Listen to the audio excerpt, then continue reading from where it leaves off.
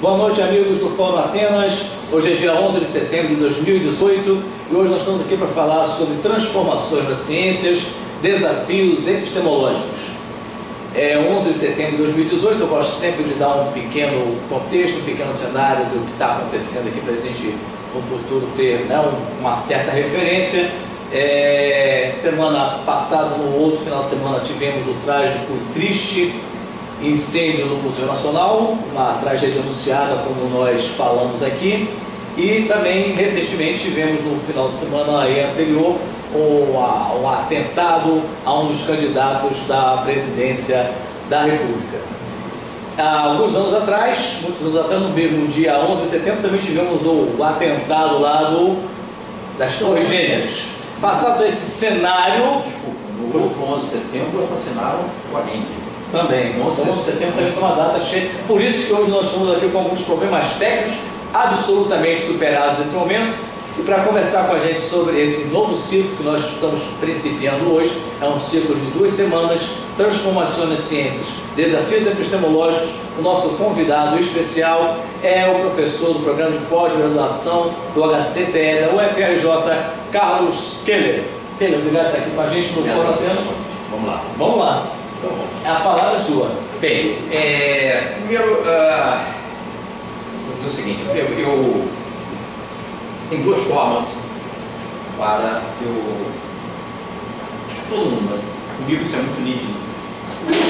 Ou eu posso até começar, talvez, para desencadear de uma maneira muito formal, mas a minha maneira normal de falar é uma conversa. Então, se depois se tornar um debate, está tudo em aula, parece escritor e tal, assim, é bem patético mesmo, como vocês falam.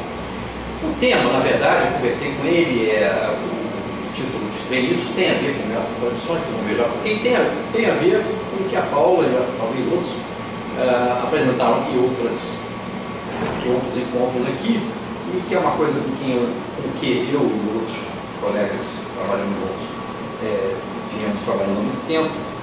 Quando eu digo muito tempo, é mais de 10 anos. Que é uma visão, múltiplas, né? Um pluralismo epistemológico, onde, por um lado, que eu acho bastante complementar, como disseram aqui. Vocês sabem que o lema do Bohr é contrário assunto complementa, os contrários são complementares. Então, complementar no sentido de que, já vou entrar, eu vou puxar coisas muito da tradição mesmo. Por exemplo, é inevitável para mim, tá bom, do jeito, se por acaso chegar no lado, formos falar alguma coisa muito contemporânea, como mecânica quântica ou algo assim, eu vou trazer pré-socráticos e vice-versa, para entender epistemologia contemporânea também. Eu vou começar sobre visões assim, ciência ou de saber, em Platão, Aristóteles, e comparar. Isso eu acho bastante novo, porque há um modismo muito grande no relativismo cultural, que é algo que eu vou logo dizendo que eu não concordo, tá? Eu acho que... mas isso eu vou explicar no decorrer, por que eu não concordo. Embora eu ache a influência do meio cultural fortíssima, né? Então são chamadas externalidades, para fazer sentido, né? Como vocês sabem, eu até passei um texto para inspirar, eu se lisse algumas páginas ali, mas é mais para provocar, porque não quer dizer que eu siga aquilo. No Conjecturas e Refutações, do Karl Popper, que é considerado por mim, isso já é uma coisa que para muitos deve ser claro, mas por aí não é tão claro. Ele é considerado por muitos um logicista rígido, e até mesmo alguns chegam que é uma coisa bastante contraditória, chamá-lo de positivista lógico. Ele foi o maior inimigo do positivismo lógico, do positivismo puro, ao não aceitar, e aí estamos entrando no nosso tema, o nome é esse mesmo que eu vou usar, a doutrina do verificacionismo. A doutrina do verificacionismo é aquela que diz que pregavam os empiristas e principalmente os indutivistas, dos quais os positivistas são uma vertente, não única, fala bem disso, é muito diferente. Segundo a qual é científico aquilo que é verificável, observável, e não é científico. E seria metafísico aquilo que não é verificável e não observável. Né? A gente não está mais nisso, somente depois do advento de várias coisas, muitas outras ciências. No caso da física, com a física moderna, né? Como a Paula mesmo mostrou semana passada, e a gente vai falar um pouco hoje, já desde muitos anos, vou dar exemplos, isso fica muito claro já em Maxwell, no século XIX, mesmo em Kepler lá em 1600, os pressupostos antecedem o experimento. Isso é uma coisa que não é novidade para os filósofos, né? Se chama tese de J.M. Quine, que na língua do filosofia não costuma usar, mas só para se chamar a tese da subdeterminação da teoria pelo experimento. É estranho, mas é como eles chamam. J.M. foi um físico e um historiador muito interessante, e o Quine é um filósofo analítico contemporâneo, assim, no final do século XX, para mim. Existe uma parênteses, né? Eu chamo o século XX contemporâneo, principalmente do pós-guerra para cá. Né? Contemporâneo quer dizer que seja do ano passado. Mas, inclusive, uma curiosidade, né? Não sei a formação das pessoas aqui.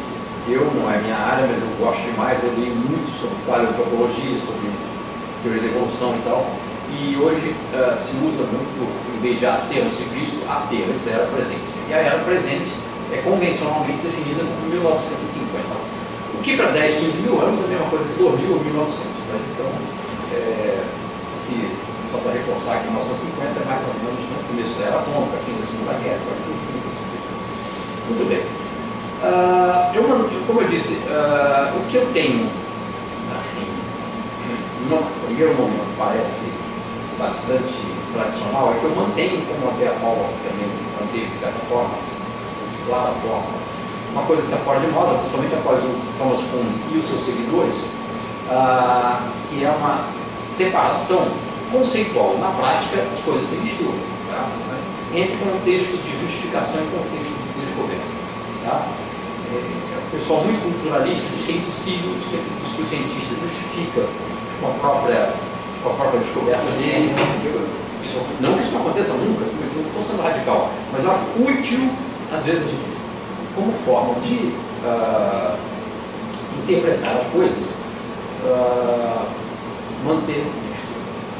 Isso foi uma propósito. Quem definiu isso com muita clareza foi o Hans Reichenbach, que é do Círculo de Berlim, 1920 mais ou menos, que é contemporâneo do Círculo de Viena. O Círculo de Viena foi, eu vou falar mais dele, muitos devem conhecer, participou Carnap, Schlick, Wittgenstein participou também, Bertrand Russell foi algumas vezes, enfim. E o Círculo de Berlim é contemporâneo, em geral, o Círculo de Viena é mais conhecido como do positivismo lógico, o neopositivismo lógico, que ele é muito diferente do positivismo tradicional. O Círculo de Berlim, em geral, é conhecido como neoempirismo lógico. A diferença é sutil, mas existe.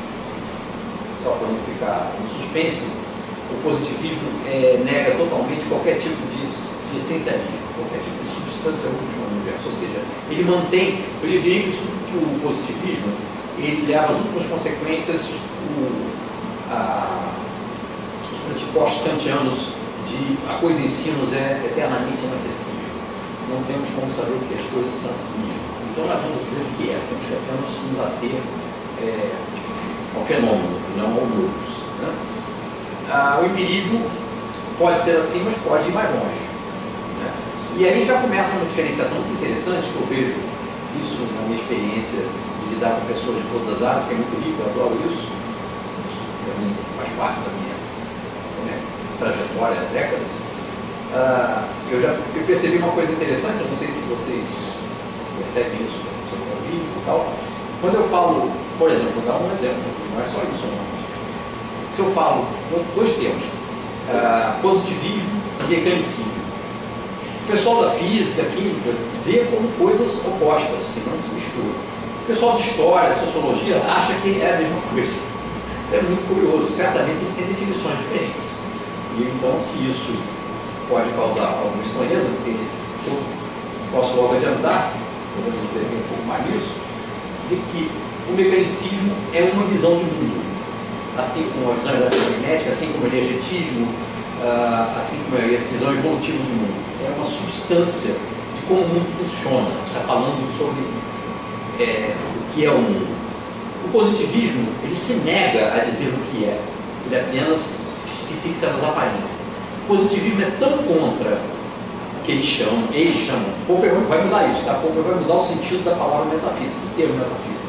Mas o positivista chama de metafísica tudo aquilo que não faz sentido. Diz que o positivismo não diz que a metafísica está errada, nem certa, ela não faz sentido. É como se balbuciar uma criança que não aprendeu a falar. Popper vai dizer que não. Popper vai definir metafísica. Eu gosto muito, acho que ele deu um avanço muito grande, embora, claro, depois foi ultrapassado por tudo. Pensem que eu sou popperiano, eu acho que, assim como positivismo lógico também, eu vou falar bem, não quer dizer que eu seja positivista. Mas ele vai colocar a metafísica como uma forma ou um estado de se encarar fenômenos ou hipóteses que não podem ser testadas, e como o objetivo dele, como ele deixa claro naquele artigo, não é saber o que é verdadeiro ou não verdadeiro, ou metafísico ou não metafísico, ele quer separar ciência de pseudociência, que aliás é o objetivo dos positivistas também. Só que os positivistas dizem que ciência é o que é verificável, o que não é verificável seria metafísica e sem sentido. O Popper vai dizer, não, ciência é o que é falseável, porque não dá para ser universal, vamos desenvolver mais isso, e aí eu vou voltar já para Platão, porque foi o criador da polêmica dos universais. E metafísica é tudo aquilo que pode até ser verdadeiro, mas eu, cientista, né, o ambiente científico, não tem como colocar em prova a universalidade daquela proposição. Né? Dito isto, depois eu vou falar um pouco do visão de mundo e tal, mas eu acho que antes eu deveria, porque isso aqui é uma coisa que está no meio. Vamos esclarecer algumas coisas antes, por isso que eu pedi o quadro.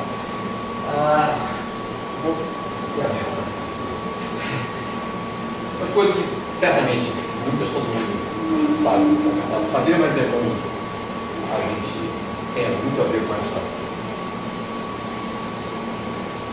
Eu vou falar só para o propagador da tela. Eu vou um quadro pequeno. Vamos lá. Bem, quando surge a epistemologia, né? A ontologia trata do que é, portanto, o que não é também. O que é? A epistemologia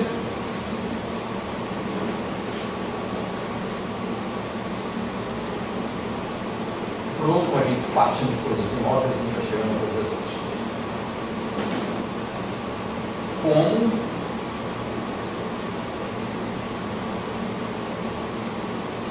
podemos saber que é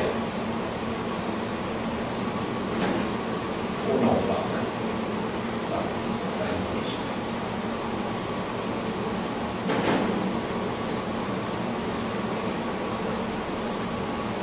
Muito bem. Aí voltando aos gregos, e é uma coisa que... Sim, eu coloquei isso por uma razão. Principalmente desde a Revolução Científica, desde a chamada Revolução Galileu, Newton, etc., Kepler,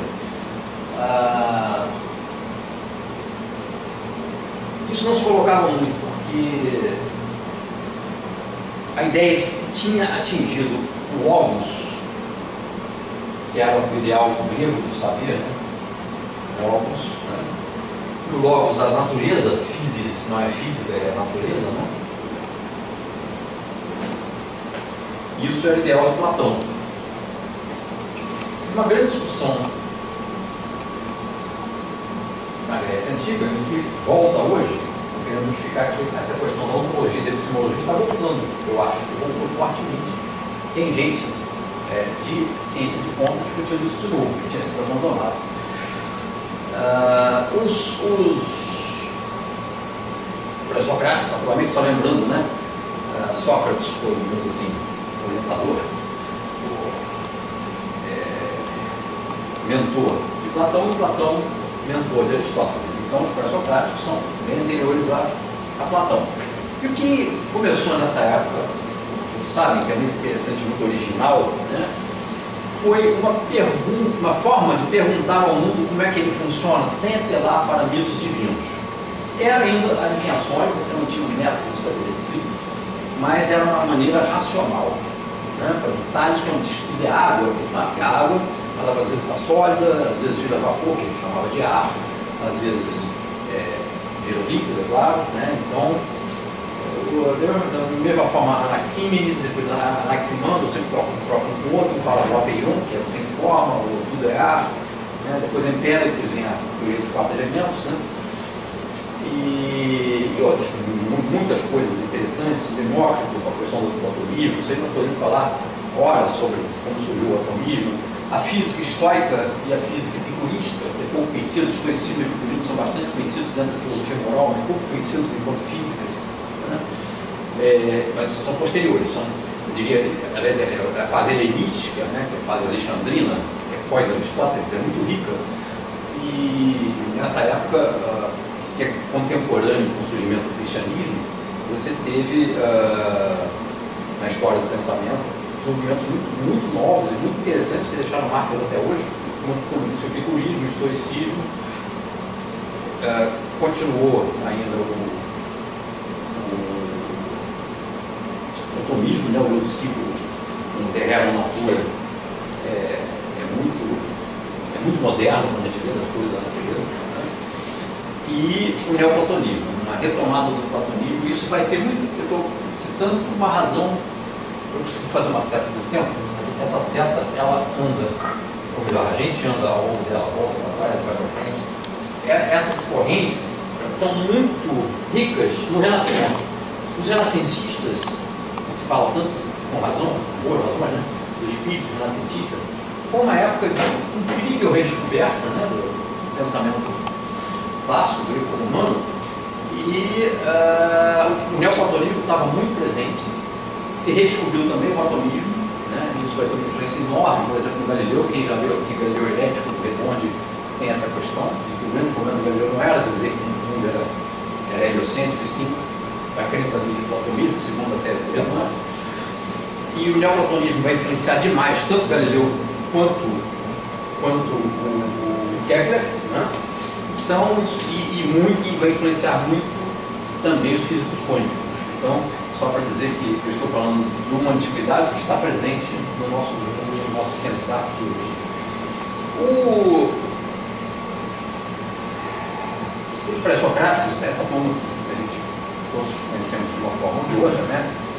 Tales, Anaximandro, enfim, os pré-socráticos,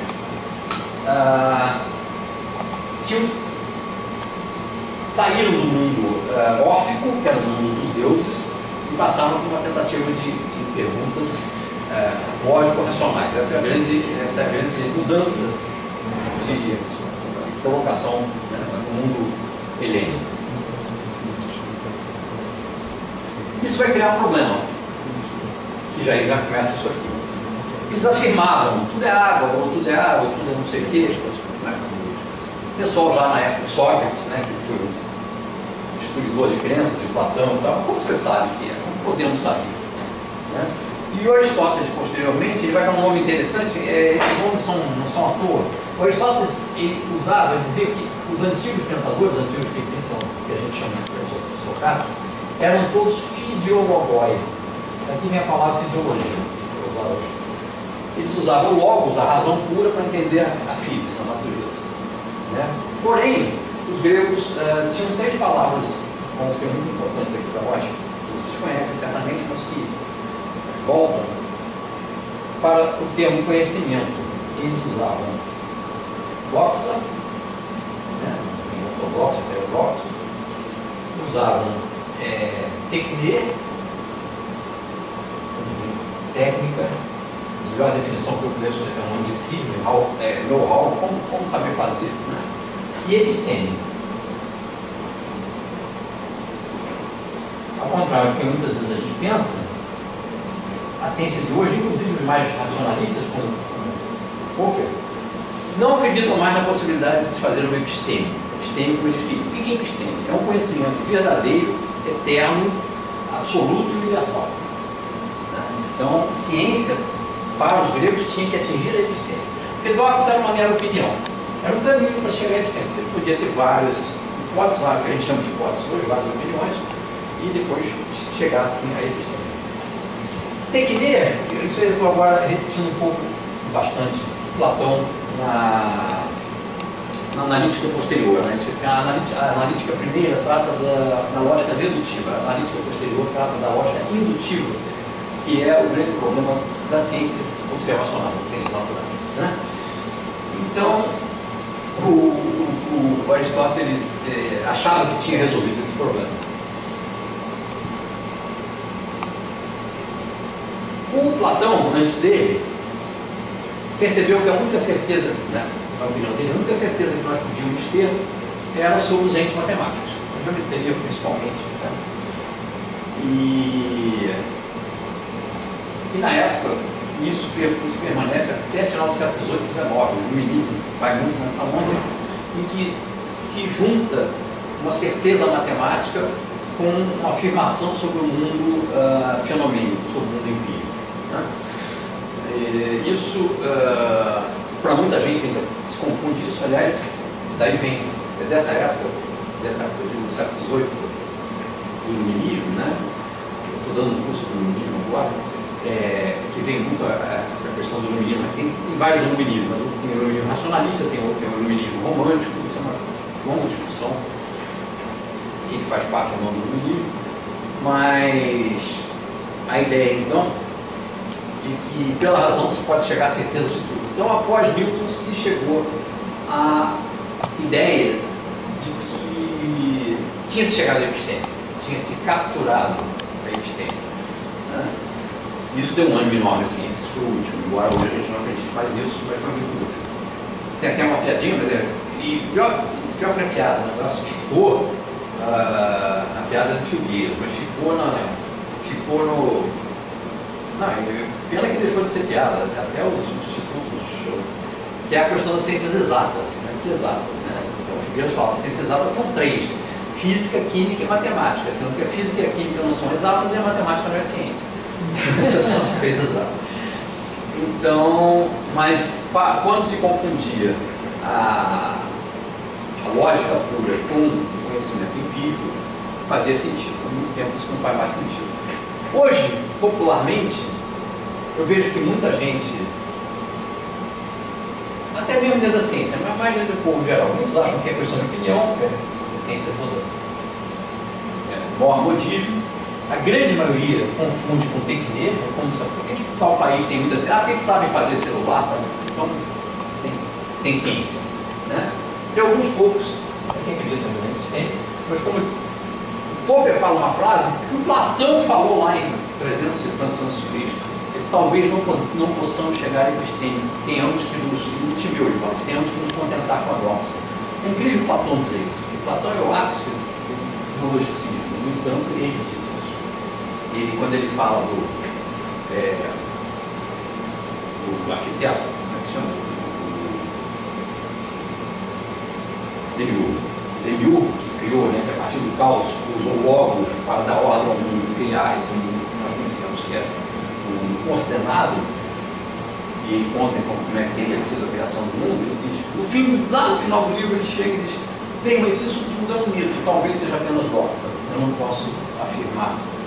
É um mito muito plausível, mas eu não podemos saber. No fundo, o homem não pode saber realmente, né? Saber com certeza. Então, essa ideia de que os antigos não só da antiguidade, mas também do tinham certezas absolutas, é um pouco defasada. Bom, com essa ideia, então, de doxa, tecnia e episteme, e a questão do que é, de como podemos saber o que é, aí vem a questão, e podemos entrar já na questão da evolução científica, que a gente chama, né, esse nome, tem várias evoluções científicas, aquela que a gente passou a oficializar, que com boas razões, porque criou o método, a partir de Descartes, Kepler, Galileu, Newton, É muito interessante, eu acho o Kepler uma figura muito interessante, porque ele é um mago, ele é um bruxo, a mãe dele quase foi queimada como bruxa, né? Ele era astrólogo. Aliás, o Newton também, 90% dos trabalhos do Newton são em teologia e astrologia, né? E magia. Né? O Giordano Bruno fala muito em magia natural. Aliás, magia natural é o nome que se dava na Idade Média e no Renascimento ao que a gente chama de tecnologia técnica, né? A magia das coisas que o mundo nos apresenta. E ela conseguiu. Então, ser mágico, por exemplo. Agora, esse pessoal também convive de alguma maneira com as questões, né, de alquimia, de misticismo. A química, alquimia, sim. Certamente ela vem da alquimia, mas não era química. A química ela se segurou muito no positivismo para conseguir se separar, porque estava muito imbuído de alquimia, com certeza. Né? Uma curiosidade, de onde vem a alquimia, a palavra? Né? Quemeia é aquela lama preta do Nilo, que todo ano, né, enchia. Agora com a represa está bem complicado, mas enfim, questões atuais do meio ambiente. Enchia vários do Nilo, é extremamente rica, o solo talvez mais rico do mundo, chegava a dar quatro colheitas por ano. E o Egito tem que ser uma coisa que também todos nós sabemos, mas esquecemos. As pirâmides, se elas têm 4.500 anos, elas eram mais velhas quando Aristóteles estava vivo do que Aristóteles é de nós. Né? Elas já tinham 2.500 anos e é uma coisa impressionante. Para o grego, o Egito era incrivelmente antigo. Então o grego costumava ir ao Egito para receber conhecimento. Por exemplo, a geometria, e aí entra a lógica grega, que é fantástica, mas no entanto, a geometria por um lado e a questão numérica, de observação astronômica por outro, já era um trabalho muito desenvolvido na Grécia e a questão numérica na Mesopotâmia, né? Os sumérios, babilônios e tal. Porém, era empírica. Você viu, por exemplo, assim, bastante simbólico. Os gregos, daí vem o nome de geometria, medida da Terra. Né? Os egípcios conheciam o teorema de Pitágoras, conheciam o Pi, mas não era o Pi, não era o teorema de Pitágoras. Eles sabiam o triângulo 3, 4, 5, sabiam resolver esse triângulo.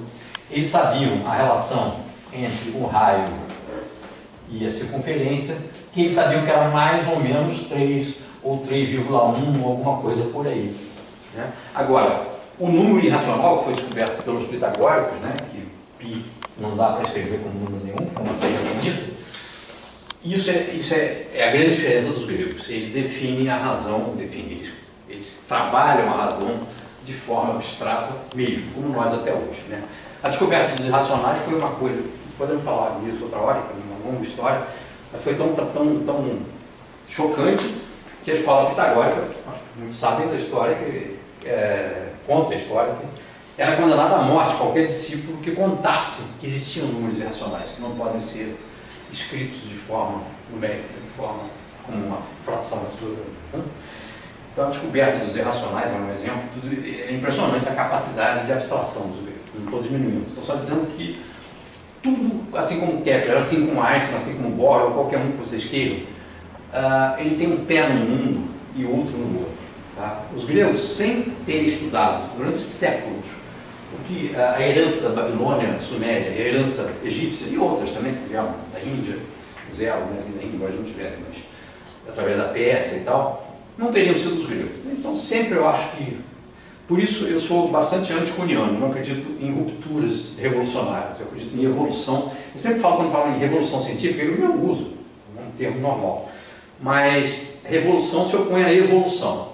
Quando, não necessariamente, mas da forma que o Kuhn colocou em princípio, porque quando ele coloca a incomensurabilidade das teorias, você não poderia comparar o que veio antes com o que veio depois. É uma questão de visão de mundo, ele usou muita Gestalt para poder falar disso. E eu acho que ele confundiu um pouco as coisas e confundiu a cabeça das pessoas. Tanto que ele voltou atrás depois, quando encostaram ele na parede. Bom, como se dá uma revolução, que antes ele dizia, não, é uma conversão religiosa e tal, mas e os dados, e as observações, daí ele voltou a ser se voltou para o lado lógico, novamente. Por isso, já adiantando, acho que faz parte do palestra, seja devem estar acostumados aqui a ver, Eu gosto muito do Lácratos, porque o Lácratos faz uma espécie, o pessoal brinca, que é a síntese dialética entre Popper e Kuhn, porque ele pega a lógica interna do Popper e a visão de mudança de visão de mundo do Kuhn, que são os tais paradigmas. Mas paradigma é uma palavra que também caberia uma longa história, porque ninguém sabe o que é, porque é tudo, né? Paradigma em grego, eu tive um professor de física quântica que era grego, Constantino de Sales, era um cara muito interessante lá do CBPF, então ele falava coisas de grego, que era a língua materna dele. E paradigma significa exemplo, então ele acha muito engraçado quando ele vou dar um exemplo de paradigma, você vai dar um exemplo de exemplo. É fantástico isso, né? Mas tem num dos livros da bibliografia, que depois eu posso passar para vocês, a Margaret Masterman, ela é estudiosa do Kuhn, ela encontrou nos textos do Kuhn 21 definições diferentes de paradigma, no próprio Kuhn, não nos seus críticos. E dividiu em 3 grupos, um grupo de definições mais sociológicas, um grupo mais que seria de formação, né? Um grupo mais de visão de mundo e outro grupo mais lógica interna, mais racional. Mas, então, voltando aqui que a gente...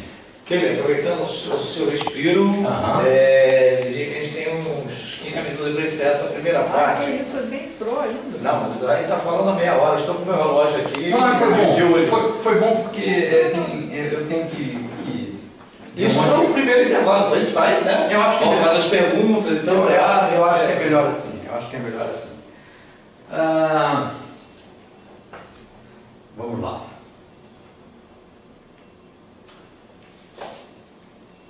Ficou muito claro, após a tal da Revolução Científica do século, mais ou menos, né? Século XVII. É muito interessante que a história da ciência, os séculos são muito marcados, por coincidência, não há nenhuma razão para isso, mas o século XVII, 1600 a 1700, é a época de Kepler, Newton, Descartes, Leibniz, essa gente toda que é da Revolução, Huygens e etc. Vou chamar, erroneamente, mas é um nome clássico, né, de Revolução Científica.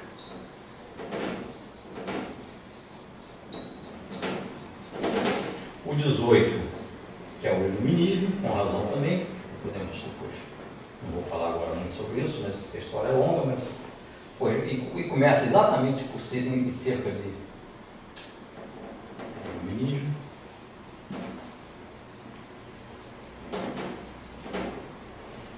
E aqui começam algumas coisas da história. O 19, que o Brush chamou de Segunda Revolução Científica.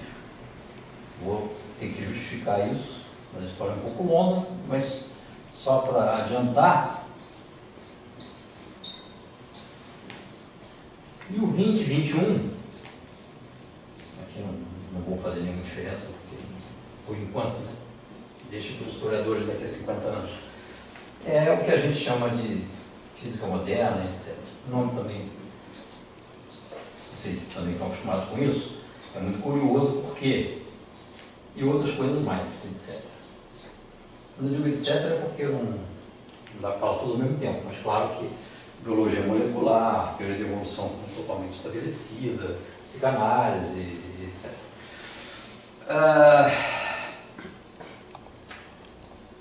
Sobre a segunda revolução é o seguinte: a primeira, que tem muito a ver com a mecânica, é algo extremamente heterogêneo. A mecânica da primeira não é newtoniana, ela é uma síntese do mundo, da visão do mundo de Leibniz, cartesiano e Newton, que para nós hoje é uma só, é a mecânica clássica. Porém, para eles era mortal a diferença. Os cartesianos diziam: esses newtonianos são os idiotas, não sabem nem a causa da gravitação, nós cartesianos sabemos. O Newton, o Descartes escreveu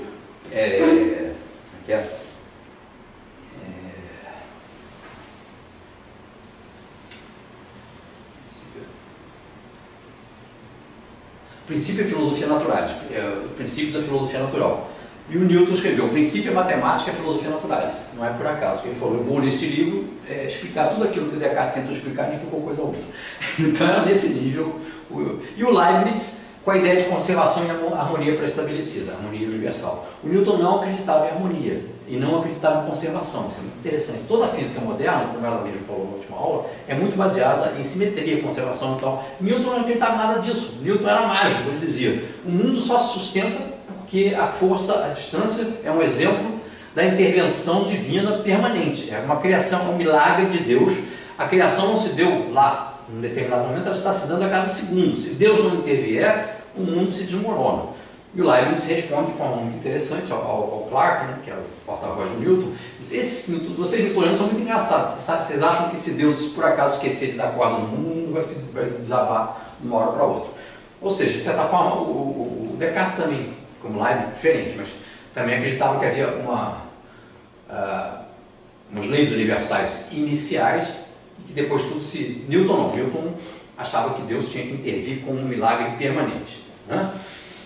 Então, eles eram deístas e Newton era teísta. Bom.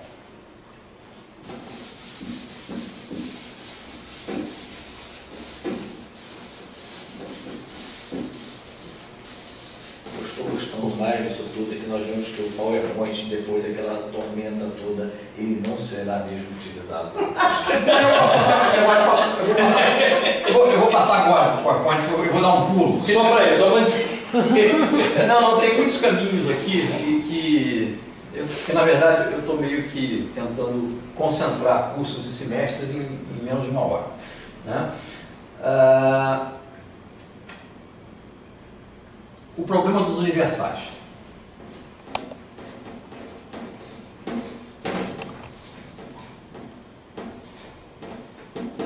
Foi colocado de forma bem clara pelo Platão e, de certa forma, atacado pelo Aristóteles. Atacado no sentido e permanece até hoje. O universal, claro, a definição é aquilo, é uma proposição que jamais é contestada, que jamais falha, né? As chamadas leis naturais, nas quais se baseou toda a revolução científica, elas têm a forma lógica, como diz o Popper, de uma proposição universal. E aí que ele briga com os positivistas, com os indutivistas, mais particularmente. Por quê? A forma de se chegar para o Platão era pela pura razão. E aí, nesse sentido, Descartes, cartesianos são bastante platônicos, né? Pela pura introspecção racional você pode chegar à verdade. Aristóteles é bem diferente. Ele diz: não, o que te leva à verdade é a sua experiência, e experiência para ele não é experimento científico, é experiência de vida. Aqueles sábios, ou seja, pessoas parecidas com ele, que detêm essa experiência profunda da intelecção, que ele chamava de intuição intelectual, que até hoje ninguém entendeu muito bem o que ele quer dizer com isso, né? Você pode abstrair, por exemplo, aonde se situa a cadeiridade de uma cadeira, a bovinidade do boi ou a canicidade do cão, né? E aí ele vem com aquelas definições, né? O homem tem aquelas piadas, é um bípede implume, mas não é, na verdade seria um animal racional, esse tipo de coisa, isso é bem aristotélico.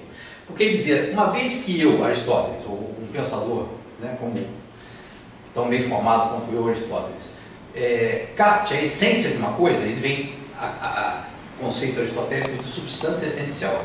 A partir daí, pela dedução matemática que o Platão defende, eu posso chegar aos particulares.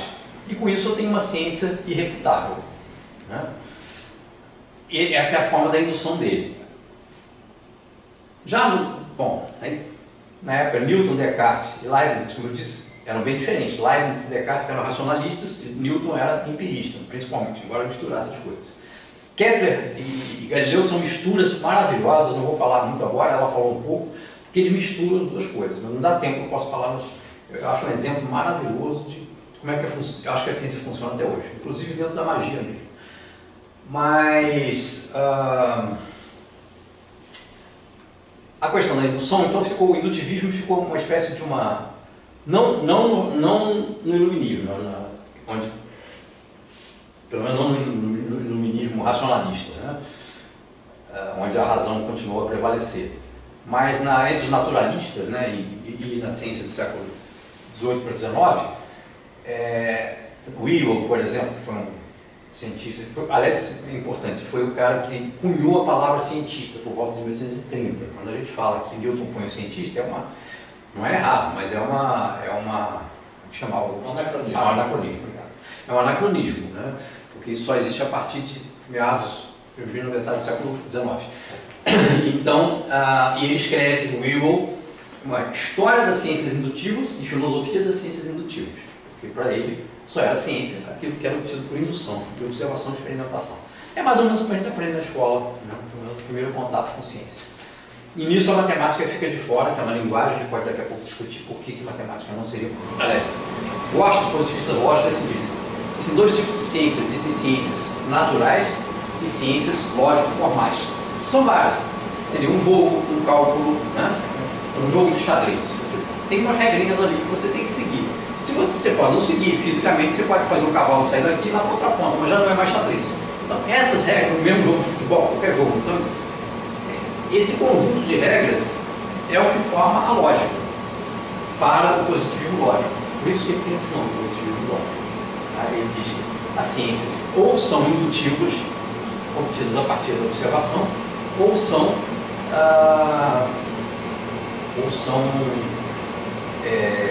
lógico-formais.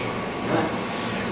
Eu estou falando do positivismo lógico, eu teria muito a falar sobre ele, porque, só para provocar uma discussão, eles tentaram, por volta de 1920, em Viena, capital do Império Austro-Húngaro, que tinha acabado de ser derrotado na Primeira Guerra Mundial, havia fome e tal, mas eles se reuniram para conversar esse tipo de coisa, muito úteis para resolver o problema da fome.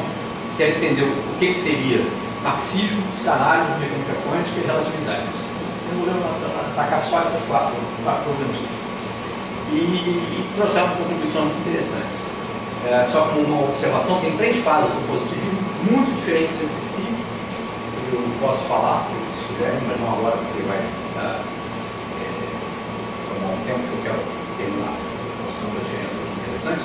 Mas a primeira é do positivismo tradicional do Conte, que aliás se divide em 2, tem antes dele pirar e depois dele pirar. Virou uma religião, né? Ele botou, ele soltou mesmo, ele fez uma igreja, onde a Nossa Senhora era a mãe dele, a amante dele era não sei o que, uma deusa, coisas assim.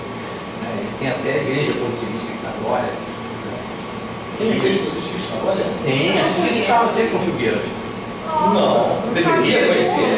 Claro, você não vai lá rezar toda semana. Não vai rezar nem da igreja não positivista, já é positivista. Aí a neopositivista A neopositivista não gosta de igreja. Não, Ele já se iniciou. posso mandar rezar a minha? Leia, por favor, a minha missa, você de repente fala, não sei. Está caindo a igreja. Então ela vai morrer antes de mim, esse vai ser. Não, a gente tem que. A igreja já morreu, mas o prédio a gente tem que cuidar.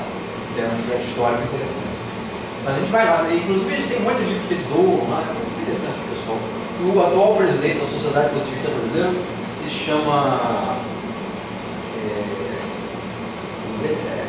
Danton Voltaire. Olha só, o pai dele já o criou. Danton Voltaire. Interessante, né? Mas, agora para encerrar, depois, daí sim, não agora, se vocês perguntarem, vou entrar no celular, que é o seguinte, isso aí eu desenvolvi. Não contei para ninguém, não pegar na câmara. Eu terminei meu doutorado faz mais de 25 anos. E aí, para conseguir entender essa massa enorme de coisas, que eu fiz meu doutorado basicamente sobre ciência do século XIX, século XX, e sobre o não determinismo nas ciências clássicas. E eu comecei a tentar entender as fases históricas que faziam sentido, com um objetivo muito prático, apenas para desenvolver o estudo, separar as coisas durante a fase do doutorado. E agora, após 25 anos, eu não consegui sair delas até hoje. Ou seja, para mim funcionou bem. Tem que ser mais ou menos essas que eu vou. Outra coisa são os temas em ciências. Isso é uma coisa do Gerald Holton, que ela falou um pouco. São díades e tríades que, desde os pré-socráticos ou outros pensamentos, ele não encontravam, alguns falam em 30, 40, 20, mas enfim, um número bem reduzido que sempre se repetem. Não da mesma forma, claro. Um exemplo clássico, o atomismo do Demócrito não é o atomismo do mecânica quântica, é outra história, mas esse tema está lá, é onde vai partir. Então esse tema contínuo e discreto, por exemplo, essa díade, às vezes é uma tríade de temas que sempre estão na base de tudo. Parmênides e Heráclito, tudo é mudança, ou a mudança não existe, é só aparente. Né? É uma definição interessante, assim, simbólica, não, resumida. Há quem diga que a ciência procura desvelar aquilo que existe de permanente por debaixo da aparência de eterna mudança e aquilo que existe de eterna mudança sob a aparência de permanência. Acho bem interessante essa definição, esse comentário. Aí, só antes de entrar na etapa do problema dos universais, então, foi atacado por Platão, não foi atacado, não, foi defendido como vindo da matemática e da razão, e pelo Aristóteles pela indução. Você vê que os dois se opõem de forma muito radical, né, nessa parte. E o que a gente chama de ciência moderna, eu acho, o Alexandre Poiré, os franceses falam Poiré e não Poiré, como a gente fala aqui, porque é com Y e ele é russo. Se ele fosse K-O-I, isso é bobagem, às vezes me corrigem, não é Poiré, não. Eu sei que O-I em francês seria o A, mas eles falam Poiré. Enfim, o Alexandre Poiré, ele mostra, na opinião dele, que a Revolução Científica foi muito mais uma redescoberta de Platão do que realmente a introdução do método experimental. Aí o Stephen Drake vem contra ele, essas brigas de filósofos, não, o Galileu realmente experimentou sim, ele refez o experimento do Galileu e tal. Isso aí tem toda uma... Mas eu digo, existe essa... É claro que houve... Por isso que eu defendo... Você defende uma linha mais platonista, né? Não. Quando eu falei, só para te respondendo, quando eu falei que eu acho muito interessante o exemplo do Kepler e do Galileu no início e hoje, da Conte, como ele apresentou, então, aquela mostrando a coisa estética, mostrou mais uma coisa bem platônica. Eu diria que é uma mistura muito clara. Vou dar um exemplo rapidinho, muito rápido. O Kepler, até falei com ela na palestra dela, ele, quando foi tentar interpretar a órbita dos planetas, ele partiu do pressuposto platônico de que a perfeição dos céus tinha que ser circular. Mas ele se rendeu às observações do Tycho Brahe que desmentiam isso e o obrigaram a adotar a elipse, contra as convicções dele, por causa dos dados do Tycho Brahe que ele considerava muito. Então, essa tensão, se ele não tivesse partido do platonismo, ele não teria chegado. Mas se ele tivesse ficado no platonismo, como o Copérnico ficou, por exemplo, ele teria mantido as órbitas circulares. E eu não sei se você sabe, o mundo, a tal da Revolução Copernicana, ele dá resultados piores do que os de Ptolomeu Aristóteles. Os episcículos são mais exatos do que... A gente teve aqui o Leandro Guedes, nosso querido, falando sobre os episcículos de Ptolomeu. Exatamente. Então, eu pelo menos bem dessa questão. Então, os três irmãos dele. O nosso amigo astrônomo da gente, né? São claro. Trabalhei bastante, até hoje tem bastante contato com ele. Você foi me orientado e eu gosto muito do que ele faz. E obviamente Kepler ele conhece como ninguém.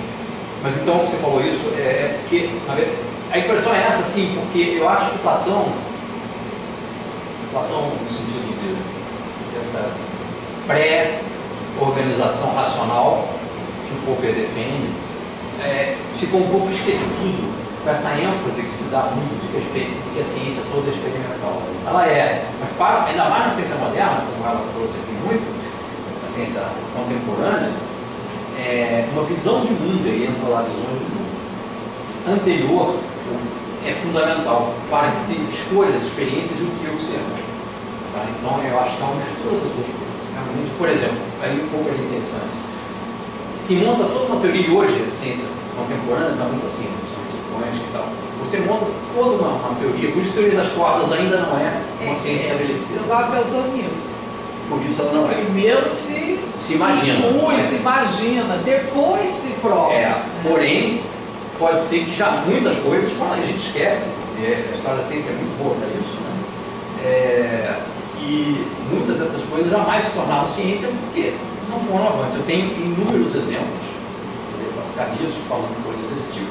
Mas que serviram para outra, foram abandonadas, mas serviram como uma escada, que depois você joga a escada embora e você vai para outra lugar. Deixa eu fazer uma proposta para você. A gente está batendo já passando do limite do nosso horário de agora, a gente começou um pouquinho atrasado também, é verdade, mas eu procurei a você o seguinte, que você começasse essa primeira parte nos próximos 5 minutos. Isso, a gente faz uma rodada de perguntas como a gente faz, aí você peça para você não responder, a gente vai para o intervalo, toma um café e você falar isso, porque é isso mesmo. Então, isso aqui são seriam períodos que tem uma outra fase histórica.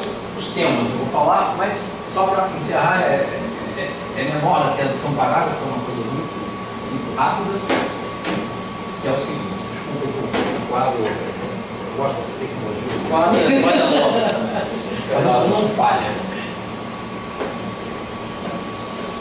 Isso acontece, pelo menos desde a Idade Média, ou entre os céticos gregos também, isso que eu vou dizer, que é a descrença nos universais.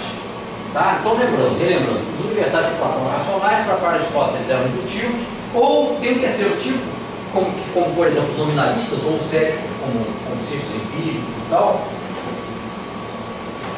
onde simplesmente, para eles,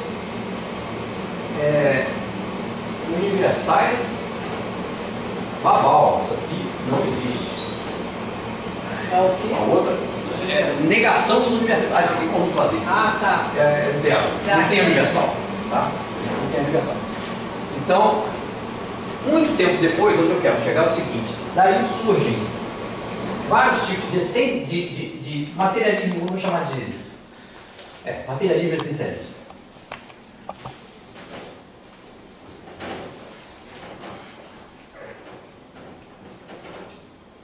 Vou já falar rapidamente o que é terrível.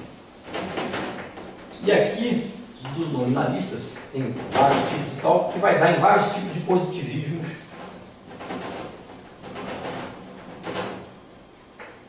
São vários. O chamado instrumentalismo, que é parecido.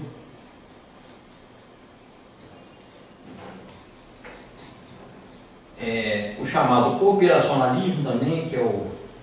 Esses são tipos de positivismo? São coisas parecidas. O nominalismo, o positivismo e essas coisas são bastante parecidas. Vou explicar já. Todos eles rejeitam a ideia da existência de universais. Tá? Já os materialistas essencialistas, o que eles pretendem falar sobre o mundo, por isso eu coloquei no início ontologia e epistemologia, é uma visão de mundo que busca ir de causa em causa até a causa última. Então você vai destrinchando o mundo. Então, para os mecanicistas, daí que separa, eu digo positivismo de um lado e mecanicismo do outro. A visão mecanicista diz: a causa de qualquer fenômeno tem que ser mecânica. Tem uma frase como do Helmholtz de Osso, que Kelvin, agora tem mudado um pouco, mas ele falava: para mim, nada está explicado enquanto eu não entendo a mecânica. A gente usa isso na linguagem comum. Qual é a mecânica da economia? Qual é a mecânica de tal ideologia política? Não é mecânica aquilo, mas a gente fala. É essa a origem. Né? Mas para eles é algo real, é mecânica mesmo, engrenagem, polia, pressão de óleo, pressão de ar, sei lá, de fluidos. Né? Então, tem muitas, não vou falar só para lembrar, né? Tem a visão mecânica de mundo, parece uma coisa muito primária, mas tem pessoas muito, com razão, muito veneradas. Por exemplo, Leonardo da Vinci, ele defendia a filosofia mecânica. Quer dizer que a verdadeira filosofia é a filosofia mecânica. Descartes também, a verdadeira filosofia é a filosofia mecânica. Nós temos que nos livrar dos preconceitos aristotélicos, que não era mecanicista. Bom, aí tem a visão eletromagnética do mundo, que eu até me lembro em várias aulas, tem aqui um exemplo. Pô, por que é tão importante? Bom, simplesmente sem ela nós não teríamos relatividade, por exemplo. Eletromagnética, vou botar 3 ou 4 só para mostrar que, mas todas são antipositivistas, né? Porque dizem que a essência do mundo é mecânica, é eletromagnética, a essência do mundo é energia.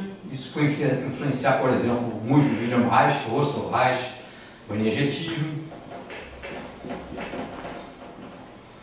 Elas se misturam, às vezes, por exemplo, o energetismo tem muito a ver com a visão evolutiva do mundo também. Isso aqui vai influenciar muito uma coisa dita pós-moderna, New Age, sei lá o quê, que é a questão do ambientalismo, o movimento ambientalista, que está muito ligado, em termos de origem, ao organicismo no século XIX. Enfim, eu estou colocando aqui só para lembrar que a lista é enorme. Tá? Bom, e aí, disso aqui, o que eu queria era deixar clara essa coisa de que os positivismos e o operacionalismos, eles não são essencialistas. E todos esses aqui são. Esses e mais um monte. Eu não me lembro, eu já terminei, vou só tentar lembrar aqui o que é. Kelly, deixa eu te pedir uma coisa, a gente nem passa agora daqui, vamos direto para a nossa rodada de perguntas. Bom, eu quero só saber o que Para depois voltar. Não, eu queria saber se estava aí, tá lá, Tá ótimo. Então, meus queridos, vamos fazer o seguinte, nós vamos para a nossa rodada de perguntas aqui, a gente, obviamente, quem está sequência aqui, hoje é o nosso primeiro encontro desse novo ciclo do... Primeiro encontro do miniciclo. Porque o da Paula foi outro ciclo, né? Que eram os desafios. Não, a questão da beleza como instrumento epistemológico. Vocês estão os dois falando de epistemologia, mas eu estou colocou como novo ciclo. Perfeito. E você está como transformação na ciência e desafios epistemológicos. O texto de referência até que o que ele enviou é um texto do Popper, Conjecturas e Refutações, capítulo 1. E o Keller hoje começou aqui falando um pouco dessas, fez um amplo painel, né, saltando lá de Platão e Aristóteles para várias confluências aqui da mecânica quântica e companhia. Vamos começar com a nossa rodada de perguntas. A gente pede para que as outras pessoas não interrompam os nossos filhos quando estiver fazendo as suas colocações. 1 minuto e meio, 2 minutos para perguntas, críticas, links, etc. Vamos começar com o nosso caríssimo Valmir Barbosa, que esteve com música sendo lançada aí em CD, final de semana, etc. Muitas questões. Então ele está muito artístico. Suas considerações aí, Valmir. Ótimo. Só, obviamente, ao final vocês vão me refazer as perguntas, eu vou esquecer primeiro. E que esse momento no seu dia a gente espera que o convidado responder. Exatamente. Essas são duas questões.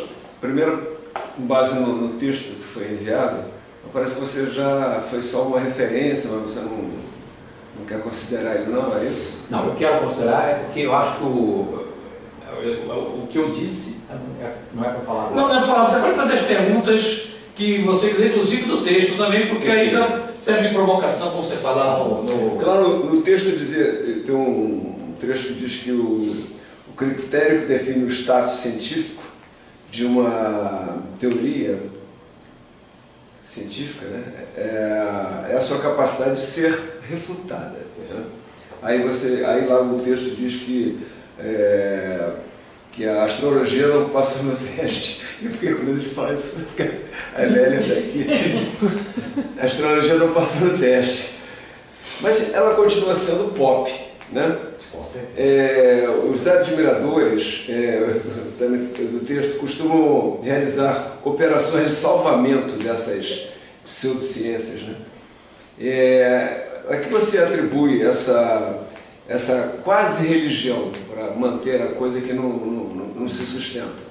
Essa é uma questão. A outra, rapidamente, é sobre os estoicos que gerou aquelas escolas, né, positivistas e semelhantes, que eles negam o universalismo. A essência do mundo. A essência do mundo. Quer dizer, eles negam a possibilidade de conhecer isso. De conhecer existe. Tá. Eles não negam a possibilidade de conhecer. E o que eles colocam como vamos dizer, em substituição a isso? Tem alguma saída para essa? Isso tem. Tá bom.